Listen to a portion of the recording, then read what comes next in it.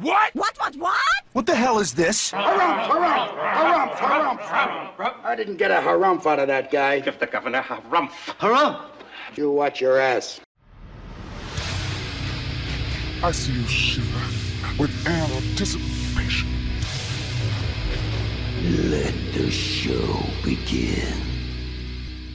Hey everybody, this is David Heretic coming at you with another edition of Reactions, Reviews, and Rants.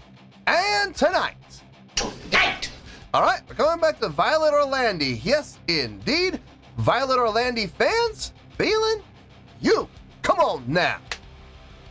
Here we go. Before we go any further, for those of you who are feeling inclined to doing all of the clicks and the likes and the bibbidi bop, do me a favor, before you do all that stuff, please watch the whole video first, okay? Give me a chance to actually earn those clicks and likes. Now, after the video's done, you still feel like doing all those clicks and likes, then by all means, feel free to click away. This comes as a request from Declane, and this is actually Declane's prioritized request for the month of October for being a silver tier member on the Patreon page. So, here you go, Declane. Hope you enjoy the show, man. Declan wanted to see me react to this. It is Violet Orlandi doing a cover of the Chris Isaak song, Wicked Game. Now, have I heard the song before? Full disclosure, yes I have. I'm very familiar with the original song by Chris Isaak. I've sang the song a number of times. I've heard it more times than I could possibly count. So yes, I'm very familiar with the song. Now, having said that, I've never heard this cover from Violet Orlandi, so I'm not sure how this is going to go. I don't know if this is going to be a carbon copy cover or if she's going to put her own spin on it. I honestly couldn't tell you. But I just want to be straight with everybody, full disclosure here. I have heard the original song, so I will not be taking the original song here into account in any way, shape, or form. I'm going to be basing my reaction, my evaluation, and my scoring completely on the cover that Violet Orlandi does. So please keep that in mind. Let's see, this was posted by Violet Orlandi. Surprise, surprise. And the video has 3.1 million views. It'll get you there. Other than that, there's really nothing else left to say. A link to the original video will be down below in the video description for your viewing pleasure at your leisure. Let's get started. What do you say? Are you ready? Are you ready? Because here we go. All right, here we go. Chris Isaak, Wicked Game, Violet Orlandi cover. Cool. All right, let's do this. All right, boy, let's do this.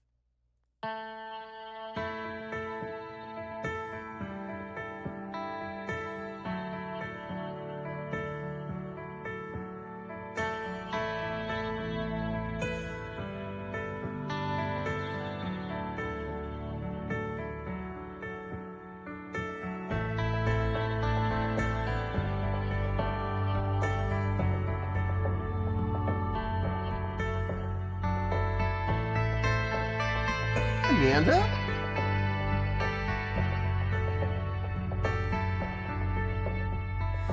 The world was on fire when no one could save me but you. Strange what desire will make foolish people do. I never dreamed that I'd meet somebody like you. I never dreamed that I'd lose somebody like you. No, I don't wanna fall in love. No, I don't wanna fall in love with you.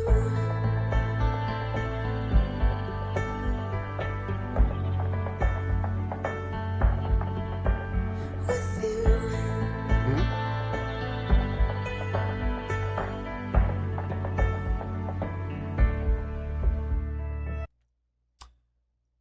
Okay. Now you want to squirm? Now you want to squirm? Want to get down? Yeah. Let's see. Look it down. Yes, you do. Okay. Manda, everybody. Every once in a while, she likes to make an appearance. Okay, there is a definite departure from the original as far as instrumentation, approach, style. I would not say this is a carbon copy cover. Now, she's definitely putting her own spin on it, which I always can appreciate. I love it when artists do covers and they put their own flavor on it. So I absolutely appreciate that. A lot of emphasis on the piano being the lead instrument, which definitely a departure from the original where you had that guitar, that very twangy guitar taking the lead as far as instrumentation goes. Vocally, I wasn't sure about the range, the octave that she's in. I wasn't sure how that was going to work with that octave jump.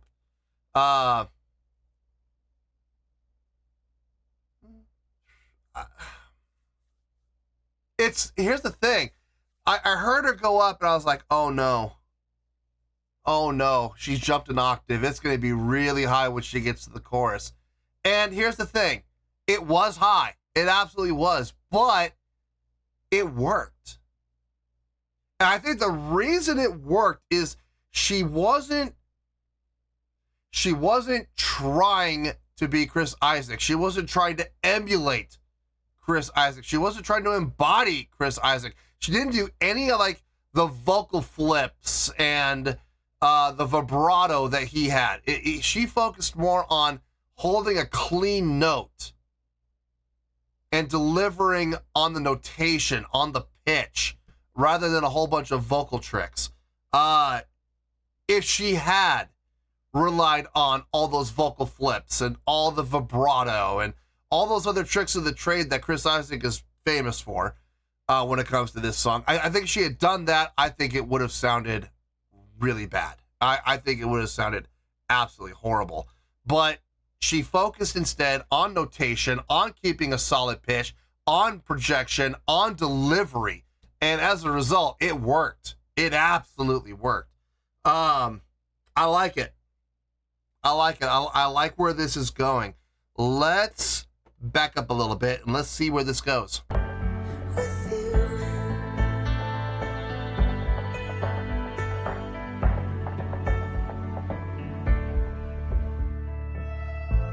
what a wicked game you play to make me feel this way. What a wicked thing to do, to let me dream of you. What a wicked thing to say. There's that octave jump. You never felt this way. What a wicked thing to do, to make me dream of you. I don't wanna fall in love. No, Good harmonies. I like the addition of the harmonies there. That sounded good. the world was on fire and no one could save me from you. Strange what desire will make foolish people do. I don't know.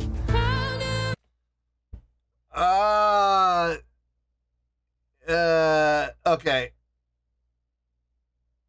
I like the harmonies in the chorus. I think they made perfect sense. The vocals, the harmonies in the verse here, it's very obvious what happened there. She didn't sing each individual line. She sang one line and then they copied it and copied it and copied it and layered and layered and layered and layered. And then they used auto-tune, they used pitch correction to move it up, move it up, move it up. The reason I can say that is the placement of the beginning and ending of each word is exact for all 4 voices. It almost sounds like it's being played on a keyboard. That's how exact it is. So it's a copy and paste job, where they just copied. They took one vocal line, they copied it and pasted it 4 times, pitch corrected each paste in each line so that you have one now singing the 3rd, one's now singing the 5th, one's now singing the octave above, one now is singing the root. And it's a very common trick of the trade. A lot of people do that. And listen, here's the thing, and this goes back to my argument with Pro Tools. I understand Pro Tools is a wonderful tool.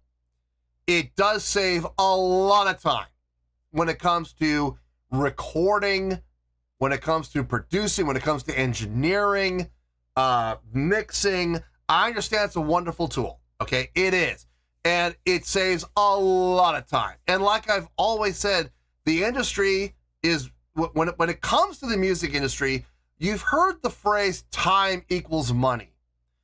Boy, yeah, the only industry that might beat the music industry in that phrase is the filming industry. Movie and television, that's probably the only 2 industries that probably beat music, because it's so true. Time is money. You're paying for studio time. You're paying an engineer by the hour. You're paying musicians by the hour. You know, you're paying everybody by the hour, you know, to come in and record. So if you're having to sit there for 4 or 5 hours and take multiple takes of vocal takes, you know, to get everything lined up, it could be a financial nightmare. It could be a real financial disaster. Where you could take Pro Tools, copy and paste, pitch adjust, line everything up. Okay, that takes, honestly, you got to get the recording, obviously, but once you get that one recording, 15, 20 minutes tops.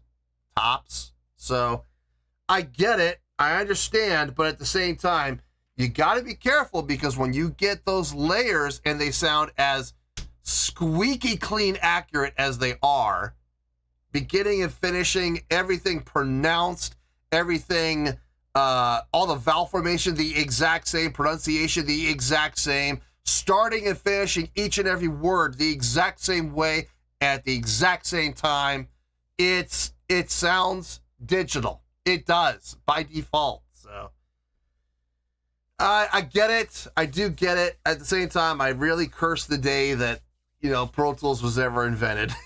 I do sometimes. I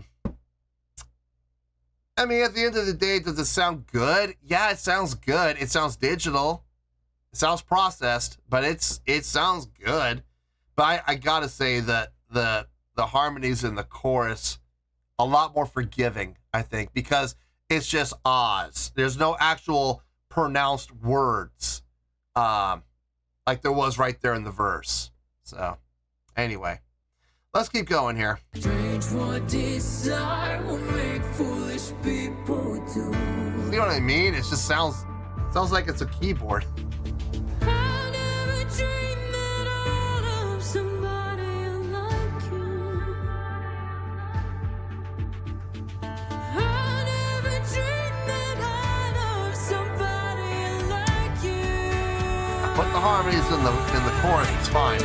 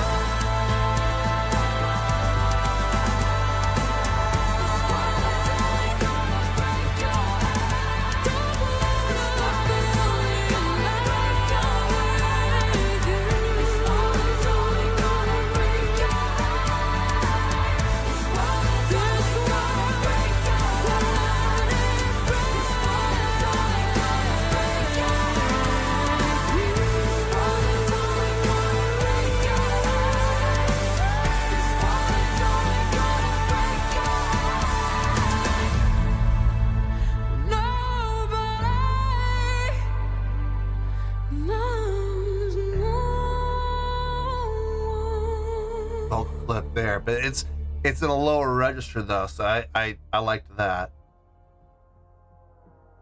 Yeah.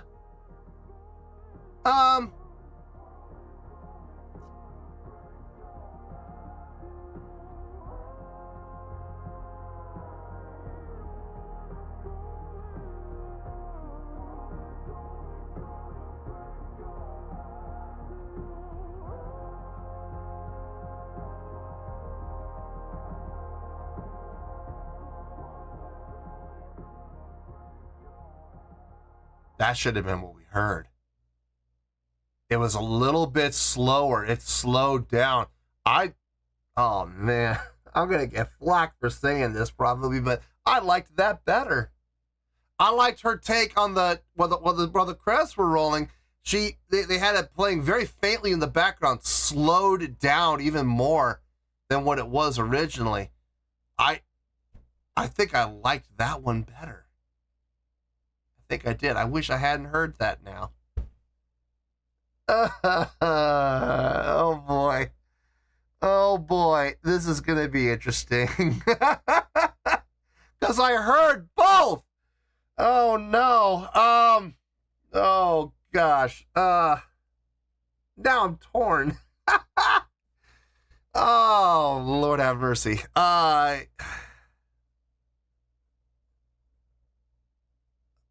What do I do? I'm facing an existential crisis right now. Kind of. In a way, I kind of am. What do I do here? Do I include it? Do I not include it? Do I compare it?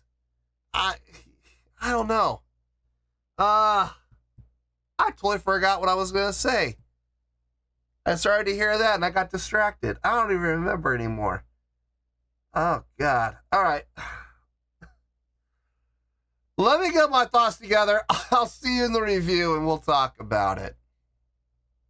Well, there you go, folks. That was Violet Orlandi with her cover of the Chris Isaak song, Wicked Game. This was a request from Declane, and this was actually Declane's prioritized request for the month of October for being a silver tier member on the Patreon page. So, there you go, Declane. Hope you enjoyed the show, man. Okay, before I give my score, I had a crisis. I've never had this happen before, where I listen to the song and credits roll. And this is one of the reasons why I don't like credits, because credits can become a distraction. And unfortunately, here's what happened. I'm ready to start talking a little bit, and I suddenly hear the music playing in the background, and I got distracted. And the reason I got distracted was because, honestly, I was liking what I was hearing. I liked what I heard during the credits rolling. I liked that better than what I heard for the reaction. And I'm sitting there going, oh no, what do I do? Do I compare the two? Do I even take it into account? Because it's credits. It's background music for credits rolling. But it's better than what I heard, for the actual song. So what do I do?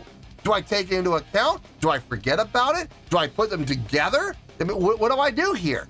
So I thought about things. I spent probably about 20 minutes. How much time is it? Yeah, not quite. Okay, about 18 minutes. I spent about 18 minutes arguing with myself. What do I do about this? And here's what I came up with. I'm going to take the music that was played during the credits and I'm going to put it aside because I was asked to react to the cover. Okay, I was not asked to react to the ending credits. Now, here's the thing. The video is part of the overall presentation, which includes the credits. Okay, but it's like watching a movie. Do you base does the Academy of Film take credits into account when looking at a film and evaluating a film for best picture, for best editing, for best score? I mean, well, sort of for when it comes to score, but when you're talking about best picture or best actor, for your consideration, Do they take the credits into account? No, they don't. So, as much as I may have liked what I heard during the credits, more than what for the main body, I gotta put it aside and I gotta focus completely on the cover that we heard, the cover that was given to us. Okay, so I'm basing my score completely on that, all right? Not on what we heard during the credits, but make no mistake, what I heard for the credits, I enjoyed even more than the cover. Now, having said that, on a scale of 1 to 10, remember, I'm giving the score based completely on the cover that Violet Orlandi did. The original song has nothing to do with this, okay? Just please keep that in mind. On a scale of 1 to 10, I am going to give that cover, I'm going to give it an 8.3. Yep, 8.3. I feel good about that score. Let me tell you why. Why? Okay, first things first, an 8.3, what does that mean? Well, an 8.3 would translate to a great scale rating, so I think overall, I think this was a great cover.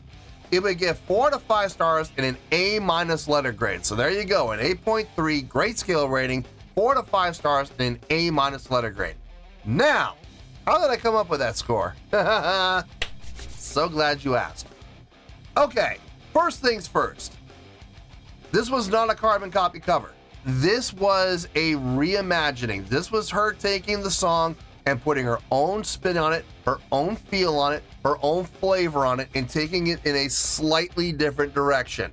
I appreciate that. I've always enjoyed covers like that do put their own spin on it, as long as it does not go so far into left field that it's unrecognizable. I've had a number of covers that I've heard in my life where that has happened. There was, in particular, I always use this one as an example. There was a cover that I heard of White Wedding by Billy Idol that I swear to you, I don't remember the name of the group, but I swear to you, by the time we were done, I was like, wait a minute, that was it? That was White Wedding?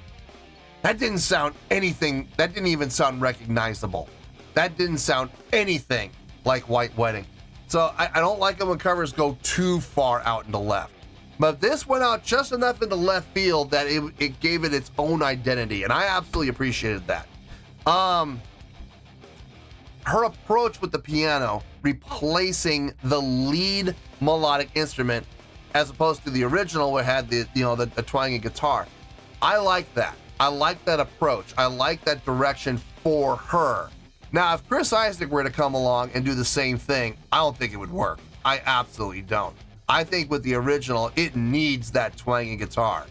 With what Violet Orlandi did with her approach, though, using the piano, I think that absolutely fits her style. I think it really does, and it fit well within the context of this cover.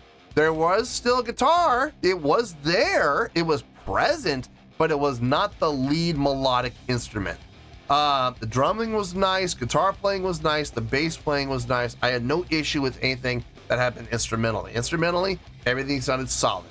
Her vocals on this, not gonna lie, when she went up and jumped up the octave, I got nervous. I got nervous because I knew the chorus was coming, and I knew from there she was gonna go up. I mean, that's what everybody does. Everybody goes up. I would have been surprised if she had gone down for the chorus. I would have been shocked. And I also, after hearing what she did with the octave, honestly, I would have maybe possibly been disappointed.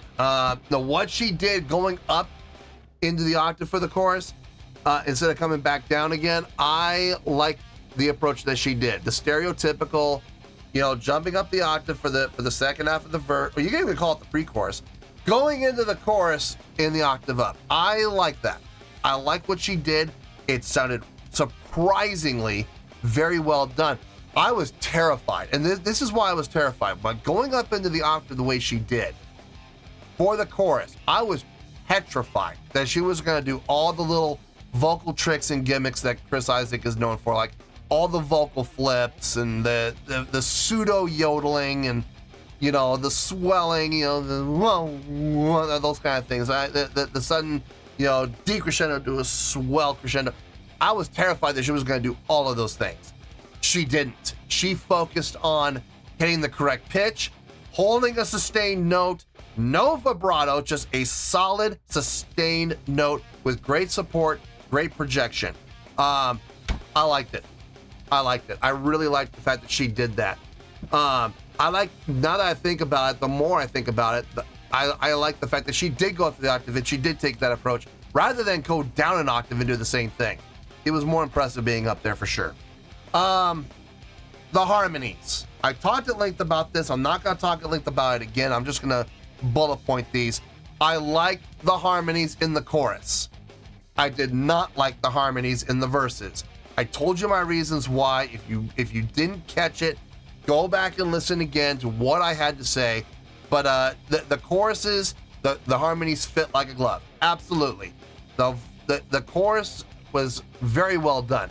The harmonies in the verses, very synthetic, very digital sounding, and that's due to how it was done. It's a copy and paste job with pitch correction. It sounded very fake. It sounded like it was done on a keyboard. So wasn't the biggest fan of it there, but in the choruses, absolutely, it fit like a glove. No, overall, I gotta say this was a great cover. It was a great cover. The score could have been higher. It could have been. We hadn't had those harmonies in the verses, or if they had sounded more natural, less digital, I think it would have sounded better, and I would have maybe bumped it up a little bit more. But 8.3 is still a great score. And no, I am not taking the credit music into account whatsoever. I'm not gonna say what if I had heard, okay, the music that was played in the background during the credits, if that had been the cover that I had heard, would the score have been higher? Probably, more than likely. How much higher? I don't know. Honestly, I have no idea. Doesn't really matter because it's not the cover that I heard. This was the cover I heard, and I'm giving this what I heard in 8.3. I feel good with that score, and that's where we're gonna stay. So let's wrap everything up here in a nice shiny bow, shall we? We have an 8.3, which is a great scale rating, 4 to 5 stars, and an A- letter grade. Take your pick, I don't care, whichever one of those floats your boat. Final word, final score, I have spoken. Well, that's gonna do it for this edition of Reactions, Reviews, and Rants. Hope you all enjoyed the show. Hopefully I was able to entertain you. If I was able to put a smile on your face and brighten your day, then I did my job, and I'm so glad I could do it.